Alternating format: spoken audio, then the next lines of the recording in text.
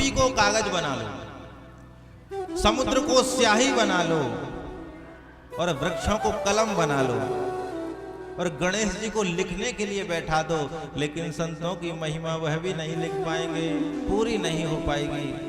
जहां तक वो लिख सकेंगे पृथ्वी कम पड़ जाएगी लिखने के लिए, कलमें खत्म हो जाएंगी, स्याही खत्म हो जाएगी, लेकिन महिमा जो है गणेश जी भी थक जाएंगे लिखते लिखते, लेकिन महिमा पूरी नहीं हो पाएगी।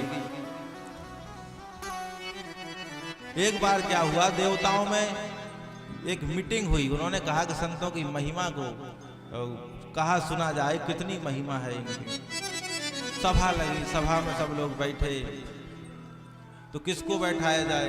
बोले जिसके पास ज्यादा मुख हो उसे बैठाया जाए। बोले ब्रह्मा जी के पास 4 मुख है, इन्हें ही बैठा दो।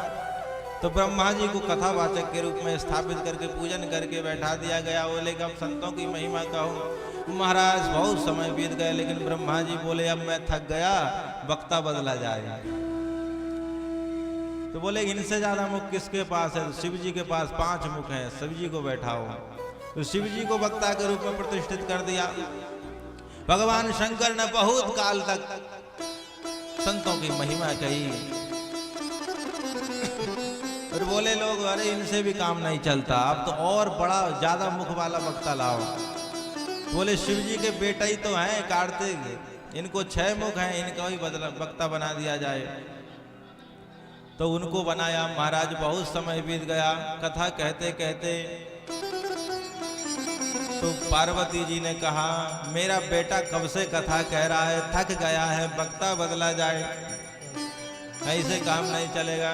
बोले अब इससे ज्यादा मुख किसके पास है? एक काम करो, शेष जी को बैठा दिया जाए, इनके पास 1000 मुख हैं। अब भगवान शेष वक्ता के रूप में प्रतिष्ठित हो गए और संतों की कथा कहने लग गए। महाराज युग बीत गए, हजारों युग चले गए, लेकिन उस कथा का विराम नहीं आया। तो शेष जी ने कहा अब तो हम मुंह दिखाने के भी लायक नहीं रहे, क्योंकि हम कह ही नहीं पाए। तो एक बेल का माध्यम लेकर के वह पाताल लोक तक चले गए। बोले अब हम लौट करके नहीं आएंगे। ऐसी है संतों की महिमा।